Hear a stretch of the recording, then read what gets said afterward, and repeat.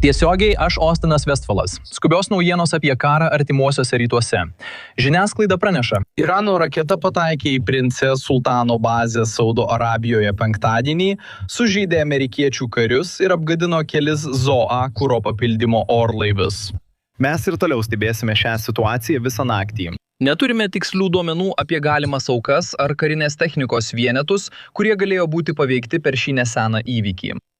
Kartu su mumis yra buvęs karinio jūrų laivyno žvalgybos pareigūnas, analitikas ir Estrat podcast vedėjas Halas Kemperis. Halai, jūs pažįstate princę Sultan oro bazę? Taip, aš pažįstu šią vietą. Taip, tai bazė, noriu pasakyti. Tai bazė, kurią mes naudojame jau ilgą laiką. Buvo laikotarpis, kai jos nenaudojome. Tai buvo praėjus keliems metams po rugsėjo 11-osios. Dėl saugumo sumetimų mes iš ten išvežėme visus savo daiktus. Bet tai labai pajėgi, labai tvirta oro bazė. Mes ją naudojame daugelį metų. Ir tai yra vienas iš tų dalykų, kuriuose Saudo Arabija ir ZOA labai gerai bendradarbiauja. Ir ji visada buvo laikoma pakankamai tokioje vietoje, kad būtų laikoma saugia ir apsaugota baze. Akivaizdu, kad šis grėsmės suvokimas pasikeitė. Deivas Braunas iš BBLSJ pateikė skaičius. Pasak jo, 10 Zekonira kariškių buvo sužeisti, 2 iš jų sunkiai. Laukime aiškumo dėl įvykio. Halai, tai primena, kad Siekuniva regione yra daug oro gynybos sistemų, tačiau šios priemonės ne visada veikia tobulai. Šiuo metu mes perimame daugiau nei 90% atskrendančių objektų, bet tai reiškia, kad 10% vis tiek prasiskverbia. O jeigu jie paleistų daug, jeigu paleistų 100 balistinių raketų, tai reikštų, kad 10 jų pataikytų į kokį nors taikinį. Ir žinoma, šiuo atveju bent vienas prasiskverbė ir pataikė į PSAP. Kiek supratau, ten buvo KC-135, tai yra dideli kuro papildymo orlaiviai.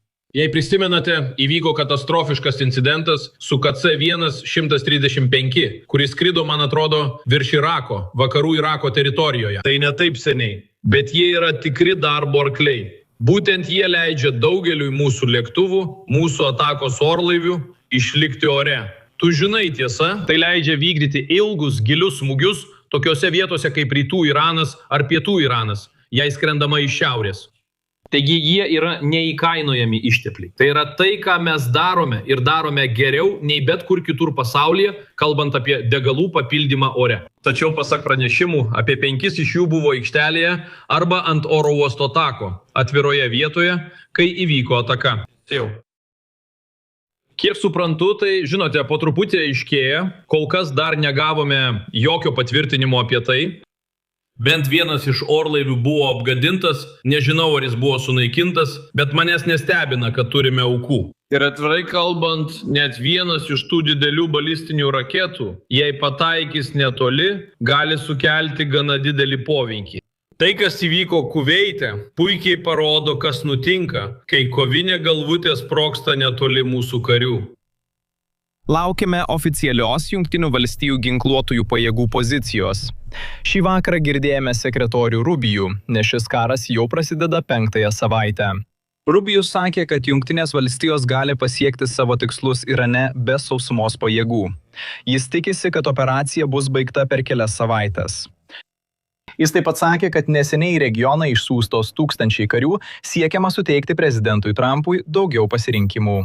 Kiek svarbu turėti pasirinkimą, turėti kuo daugiau pasirinkimų tokioje kovoje? Tai verčia priešą spėlioti jūsų ketinimus manevrinėme kare. Pagal 2500 metų senumo Sundži filosofiją, tikslas yra nugalėti priešą be kovos. Ir turint tam tikrus gebėjimus, priešui tampa labai sunku, kartais beveik neįmanoma, nuspėti, kur jūs smoksite toliau. Ir tai yra kažkas, kuo mes pasinaudojame. Mes siekiame pagreitinti savo sprendimus per ODA ciklą. Stebėti, orientuotis, nuspręsti ir veikti. Visada sutelkdami dėmesį į tai, kad būtume greitesni ir efektyvesni savo veiksmuose.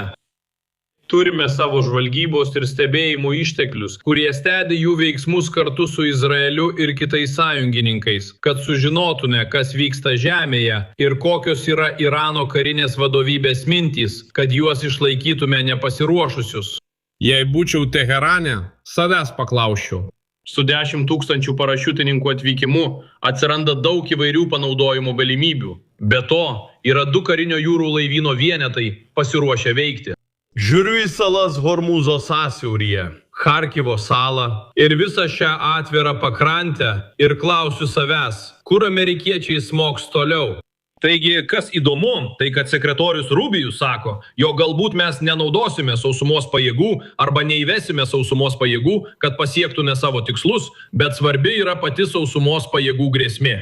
Jei grįžtumėte į 1999 metus ten, Balkanuose, tai buvo vienintelis kartas, kai spręsdami reikalus su Serbija, iš tikrųjų sukėlėme režimo pasikeitimą, naudodami tik savo oro pajėgas.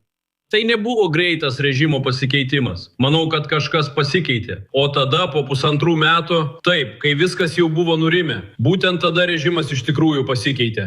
Taigi tai nebuvo greita seka, bet visi pabrėž, kad jei ne grėsmė panaudoti sausumos pajėgas, grėsmė įvesti sausumos pajėgas, kurie iš esmės vėliau tapo taikos palaikymo pajėgomis vietoje. Jei ne tai, nebūtų buvę pakankamai spaudimo, kad tas režimas pasikeistų. Ir manau, kad būtent tai mes ir darome. Mes naudojame grėsmę pasiųsti sausumos pajėgas, kad paremtume galę, kurią naudojame iš oro ir kitomis priemonėmis. Kad sukeltume tokį įspūdį ir pakeistume jų mąstymą sakydami, taip, jų dabar čia nėra, bet jie gali kažką daryti. Ir konkrečiai aš kalbu apie reidus ir svarstau skirtingus reidų tipus, kurie galėtų būti įvykdyti. Tai galėtų būti labai destabilizuojantis veiksnys autokratiniai vyriausybei, tokiai kaip Irano režimas. Ir prezidentas Trumpas susiduria su akcijų rinkos nuosmukiu, kuris tęsiasi savaitę po savaitės. JAV akcijos šią savaitę užbaigė blogiausią savaitę nuo karo pradžios. Ir tai jau buvo 5.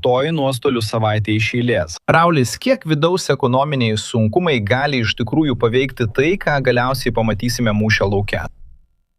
Iš esmės aš stebiu, kas vyksta šalies viduje su benzino kainomis, akcijų rinka ir dar keliais kitais rodikliais. Ir sakyčiau, kad tai turi didžiulį poveikį ypač šiai Baltųjų rūmų administracijai. Turite prisiminti, ši Baltųjų rūmų administracija iš esmės sudaryta iš verslininkų.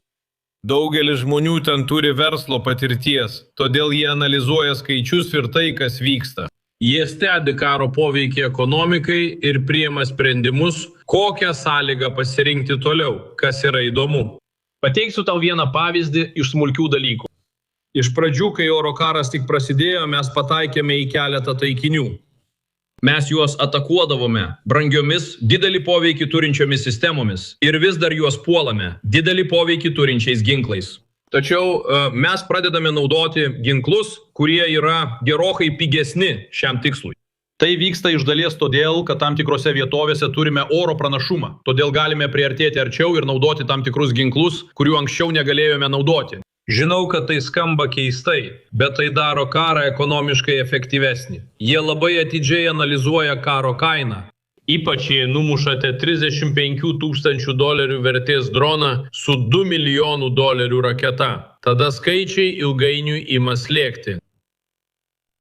Prieš mums išeinant perskaitau vieną straipsnį. Pasak Rusijos nepaprastųjų situacijų ministerijos, maistų siunta buvo pristatyta Iranui. Jie buvo išsiųsti į Azerbaidžano ir Irano sieną pagal Putino nurodymą.